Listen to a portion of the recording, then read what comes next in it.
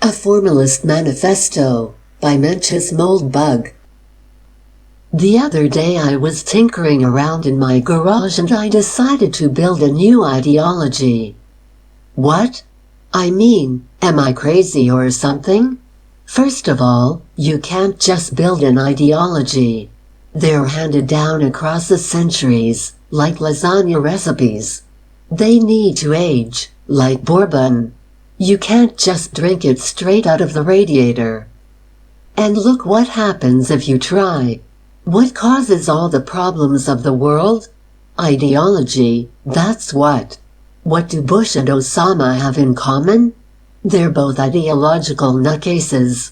We're supposed to need more of this. Furthermore, it's simply not possible to build a new ideology. People have been talking about ideology since Jesus was a little boy. At least. And I'm supposedly going to improve on this. Some random person on the internet, who flunked out of grad school, who doesn't know Greek or Latin? Who do I think I am, Wallace Shawn? All excellent objections. Let's answer them and then we'll talk about formalism. First, of course, there are a couple of beautifully aged traditional ideologies which the internet now brings us in glorious detail. They go by lots of names, but let's call them progressivism and conservatism.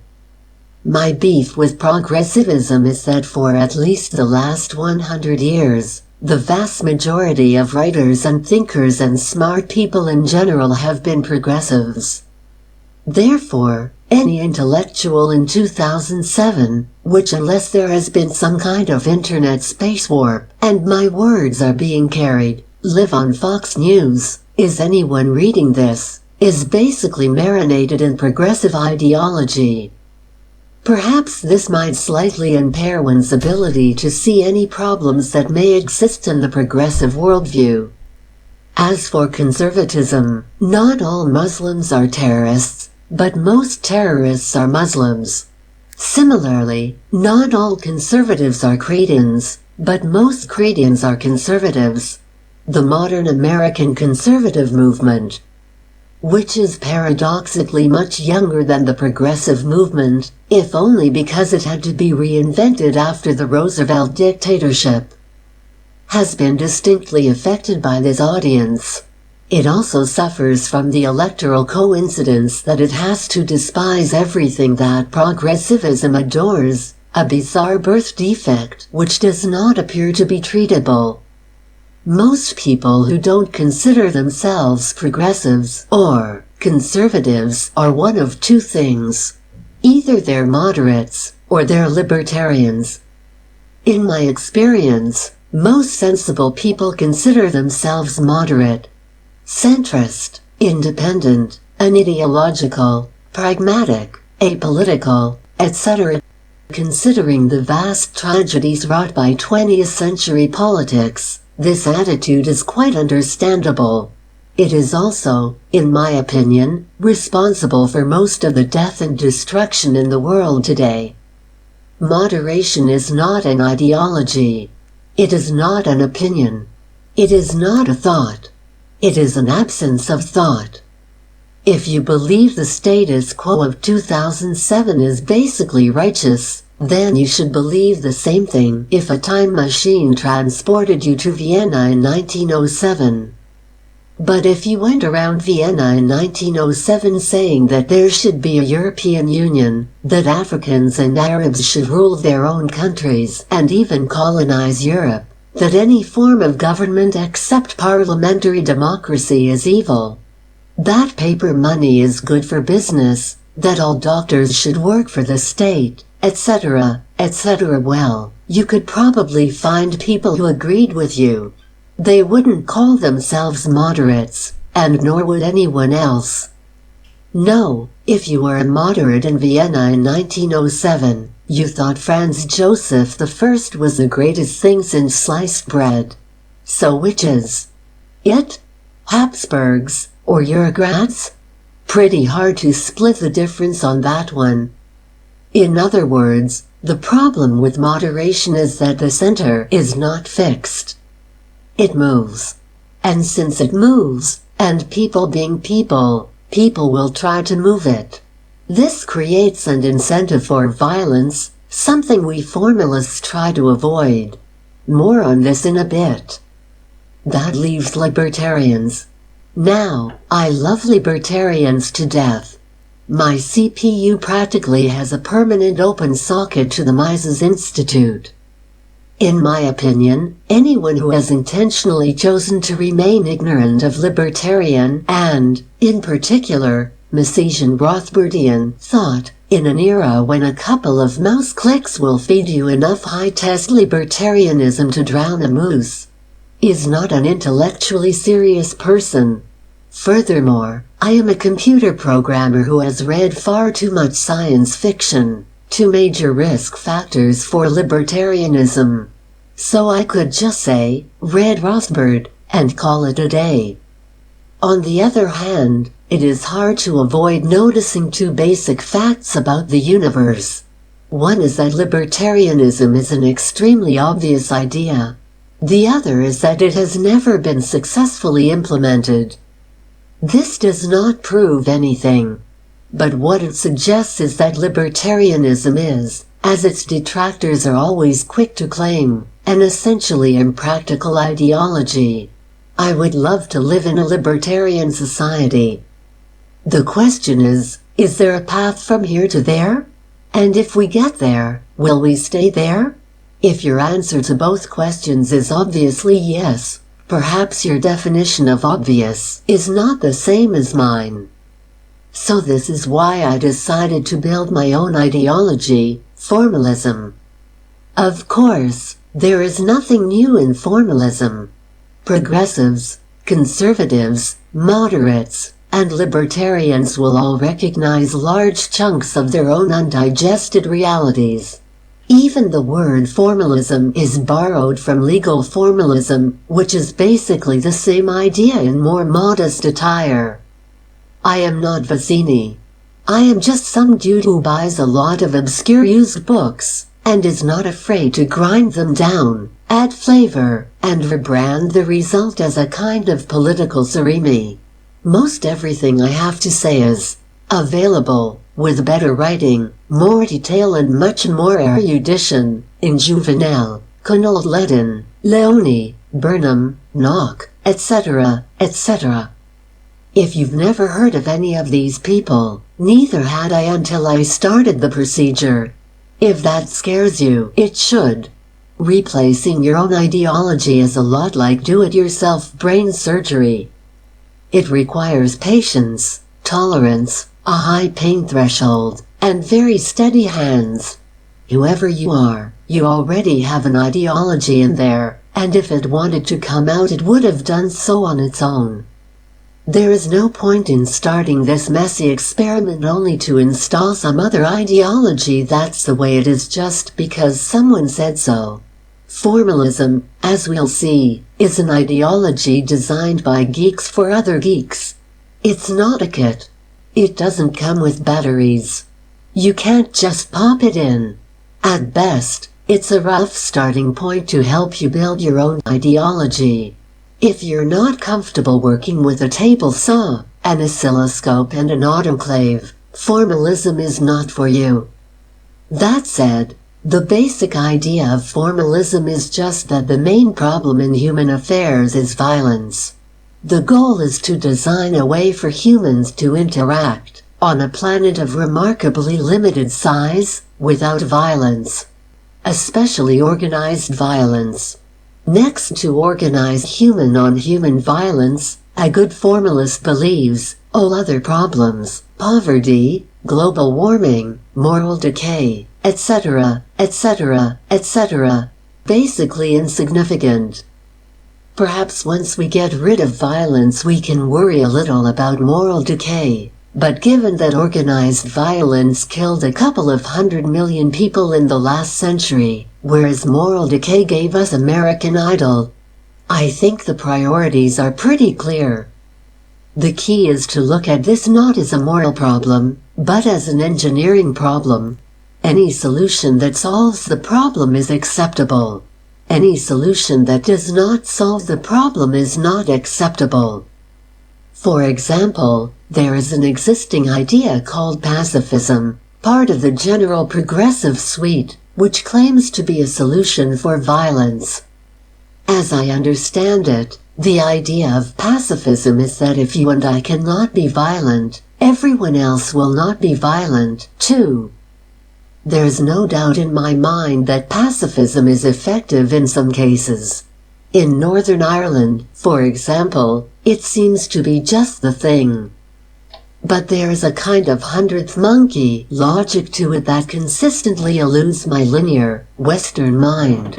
It strikes me that if everyone is a pacifist, and then one person decides not to be a pacifist, he will wind up ruling the world. H.M. A further difficulty is that the definition of violence isn't so obvious. If I gently relieve you of your wallet, and you chase after me with your Glock and make me beg to be allowed to give it back, which of us is being violent? Suppose I say, well, it was your wallet, but it's my wallet now? This suggests, at the very least, that we need a rule that tells us whose wallet is whose. Violence, then, is anything that breaks the rule, or replaces it with a different rule. If the rule is clear and everyone follows it, there is no violence. In other words, violence equals conflict plus uncertainty. While there are wallets in the world, conflict will exist. But if we can eliminate uncertainty, if there is an unambiguous, unbreakable rule that tells us, in advance, who gets the wallet, I have no reason to sneak my hand into your pocket, and you have no reason to run after me shooting wildly into the air. Neither of our actions, by definition, can affect the outcome of the conflict. Violence of any size makes no sense without uncertainty. Consider a war. If one army knows it will lose the war, perhaps on the advice of some infallible oracle, it has no reason to fight. Why not surrender and get it over with? But this has only multiplied our difficulties. Where do all these rules come from? Who makes them unbreakable? Who gets to be the oracle? Why is the wallet yours, rather than mine? What happens if we disagree on this? If there's one rule for every wallet, how can everyone remember them all? And suppose it's not you, but me, who's got the Glock? Fortunately, great philosophers have spent many long hours pondering these details. The answers I give you are theirs, not mine. First, one sensible way to make rules is that you're bound by a rule if, and only if, you agree to it. We don't have rules that are made by the gods somewhere. What we have is actually not rules at all, but agreements. Surely, agreeing to something and then, at your own convenience, unagreeing to it, is the act of a cad. In fact, when you make an agreement, the agreement itself may well include the consequences of this kind of irresponsible behavior. If you're a wild man and you agree to nothing, not even that you won't just kill people randomly on the street, this is fine. Go and live in the jungle, or something. Don't expect anyone to let you walk around on their street, any more than they would tolerate, say, a polar bear. There is no absolute moral principle that says that polar bears are evil, but their presence is just not compatible with modern urban living. We are starting to see two kinds of agreements here. There are agreements made with other specific individuals. I agree to paint your house, you agree to pay me. And there are agreements like, I won't kill anyone on the street. But are these agreements really different? I don't think so. I think the second kind of agreement is just your agreement with whoever owns the street. If wallets have owners, why shouldn't streets have owners? Wallets have to have owners, obviously, because ultimately someone has to decide what happens with the wallet. Does it ride off in your pocket, or mine? Streets stay put, but there are still a lot of decisions that have to be taken. Who paves the street? When and why? Are people allowed to kill people on the street, or is it one of those special no-killing streets? What about street vendors? And so on. Obviously, if I own 44th Street and you own 45th and 43rd, the possibility of a complex relationship between us becomes non-trivial. And complexity is next to ambiguity, which is next to uncertainty, and the clocks come out again. So, realistically, we are probably talking more about owning not streets, but larger, more clearly defined units, blocks, maybe, or even cities. Owning a city. Now that would be pretty cool. But it gets us back to an issue that we've completely skipped, which is who owns what. How do we decide? Do I deserve to own a city? Am I so meritorious? I think I am. Maybe you could keep your wallet, and I could get, say, Baltimore. There is this idea called social justice that a lot of people believe in. The notion is, in fact, fairly universal as of this writing. What it tells us is that Earth is small and has a limited set of resources, such as cities, which we all want as much of as possible. But we can't all have a city, or even a street, so we should share equally. Because all of us people are equal and no one is more equal than anyone else. Social justice sounds very nice. But there are 3 problems with it. One is that many of these nice things are not directly comparable. If I get an apple and you get an orange, are we equal? One could debate the subject, with Glocks, perhaps. 2 is that even if everyone starts with equal everything, people being different, having different needs and skills and so on, and the concept of ownership implying that if you own something you can give it to someone else, all is not likely to stay equal. In fact, it's basically impossible to combine a system in which agreements stay agreed with one in which equality stays equal. This tells us that if we try to enforce permanent equality, we can probably expect permanent violence. I am not a big fan of empirical evidence, but I think this prediction corresponds pretty well to reality. But 3, which is the real killer, so to speak, is that we are not, in fact, designing an abstract utopia here. We are trying to fix the real world, which, in case you hadn't noticed, is extremely screwed up. In many cases, there is no clear agreement on who owns what. Palestine, anyone? But most of the good things in the world do seem to have a rather definite chain of control. If we have to start by equalizing the distribution of goods, or in fact by changing this distribution at all, we are putting ourselves quite unnecessarily behind the 8 ball. We are saying, we come in peace, we believe all should be free and equal, let us embrace. Put your arms around me. Feel that lump in my back pocket? Yeah, that's what you think it is. And it's loaded. Now hand over your city wallet apple orange, because I know someone who needs it more than you. The goal of formalism is to avoid this unpleasant little detour. Formalism says, let's figure out exactly who has what, now, and give them a fancy little certificate. Let's not get into who should have what. Because, like it or not, this is simply a recipe for more violence. It is very hard to come up with a rule that explains why the Palestinians should get Haifa back, and doesn't explain why the Welsh should get London back. So far this probably sounds a lot like libertarianism. But there's a big difference. Libertarians may think the Welsh should get London back, or not.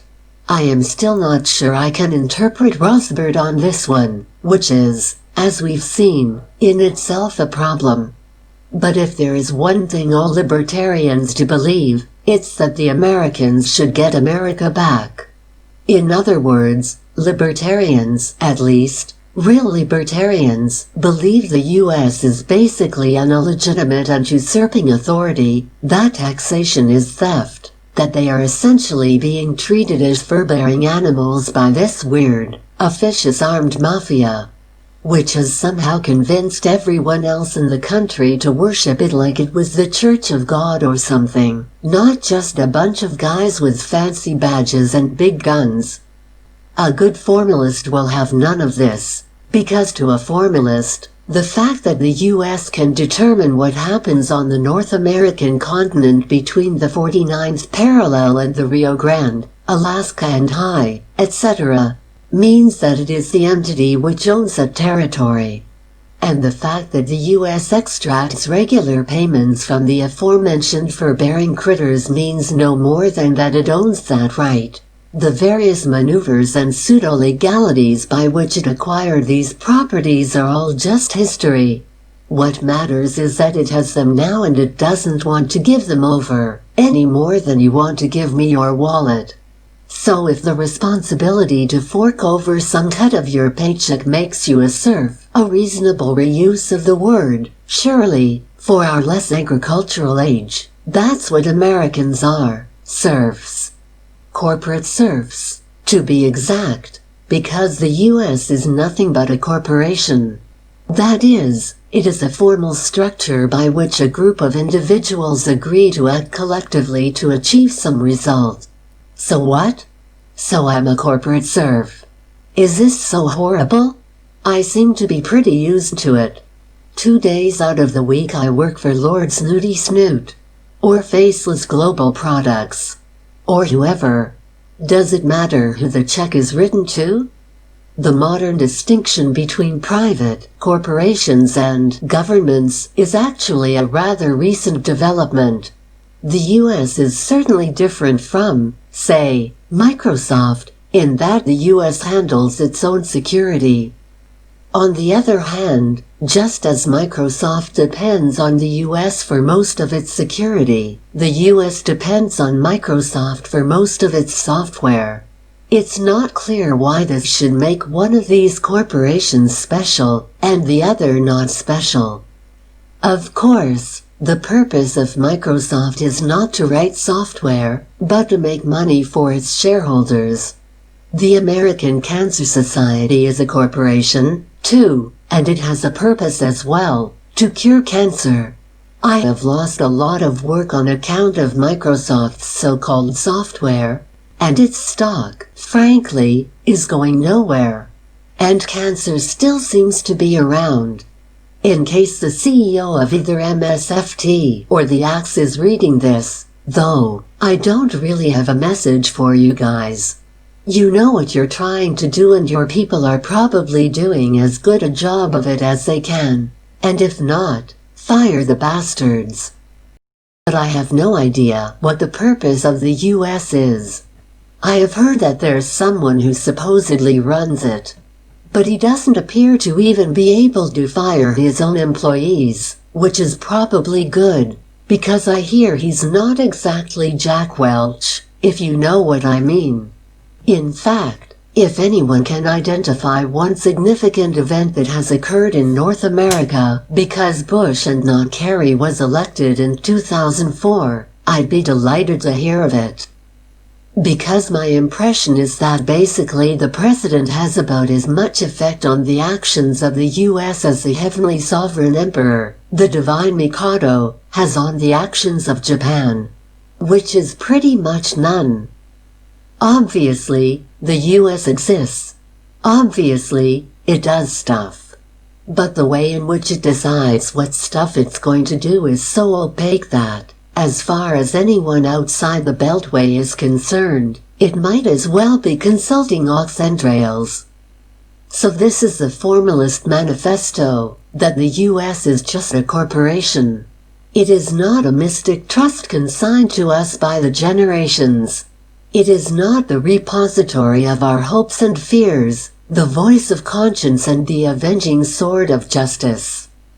It is just a big old company that holds a huge pile of assets, has no clear idea of what it's trying to do with them, and is thrashing around like a 10-gallon shark in a 5-gallon bucket, red ink spouting from each of its basilian gills. To a formalist, the way to fix the U.S. is to dispense with the ancient mystical horseradish, the corporate prayers and war chants, figure out who owns this monstrosity, and let them decide what in the heck they are going to do with it. I don't think it's too crazy to say that all options, including restructuring and liquidation, should be on the table. Whether we're talking about the U.S., Baltimore, or your wallet, a formalist is only happy when ownership and control are one and the same. To reformalize, therefore, we need to figure out who has actual power in the U.S., and assign shares in such a way as to reproduce this distribution as closely as possible. Of course, if you believe in the mystical horseradish, you'll probably say that every citizen should get one share. But this is a rather starry-eyed view of the U.S.'s actual power structure. Remember, our goal is not to figure out who should have what, but to figure out who does have what. For example, if the New York Times was to endorse our reformalization plan, it would be much more likely to happen. This suggests that the New York Times has quite a bit of power, and therefore that it should get quite a few shares. But wait. We haven't answered the question, what is the purpose of the U.S.? Suppose, solely for illustration, we give all the shares to the New York Times. What will Punch Sulzberger do with his shiny new country? Many people, probably including Mr. Sulzberger, seem to think of the U.S. as a charitable venture, like the American Cancer Society, just with a broader mission. Perhaps the purpose of the U.S. is simply to do good in the world. This is a very understandable perspective. Surely, if anything ungood remains in the world, it can be vanquished by a gigantic, heavily armed mega-charity, with H-bombs, a flag, and 250 million serfs. In fact, it's actually rather astounding that, considering the prodigious endowments of this great philanthropic institution, it seems to do so little good. Perhaps this has something to do with the fact that it's run so efficiently that it hasn't balanced its budget since the 1830s. Perhaps, if you reformalized the U.S., ran it like an actual business, and distributed its shares among a large set of separate charities, each presumably with some specific charter for some actual specific purpose, more good might occur. Of course, the U.S. doesn't just have assets. Sadly, it also has debts. Some of these debts, such as T-bills, are already very well formalized. Others, such as Social Security and Medicare, are informal and subject to political uncertainties. If these obligations were reformalized, their recipients could only benefit. Of course, they would thus become negotiable instruments and could be, for example, sold, perhaps in exchange for crack. Reformalization thus requires us to distinguish between property and charity, a hard problem but an important one. All this fails to answer the question, are nation-states, such as the U.S., even useful? If you reformalize the U.S., the question would be left to its shareholders. Perhaps cities work the best when they're independently owned and operated. If so, they should probably be spun off as separate corporations. The existence of successful city-states such as Singapore, Hong Kong and Dubai certainly suggests an answer to this question. Whatever we call them, these places are remarkable for their prosperity and their relative absence of politics. In fact, perhaps the only way to make them more stable and secure would be to transform them from effectively family-owned Singapore and Dubai or subsidiary Hong Kong corporations to anonymous public ownership, thus eliminating the long-term risk that political violence might develop. Certainly, the absence of democracy in these city-states has not made them comparable in any way to Nazi Germany or the Soviet Union. Any restrictions on personal freedom that they do maintain seem primarily aimed at preventing the development of democracy, an understandable concern given the history of rule by the people. In fact, both the Third Reich and the communist world often claimed to represent the true spirit of democracy. As Dubai in particular shows, a government, like any corporation, can deliver excellent customer service without either owning or being owned by its customers. Most of Dubai's residents are not even citizens. If Sheikh Al Maktoum has a cunning plan to seize them all, chain them and make them work in the salt mines, he's doing it in a very devious way.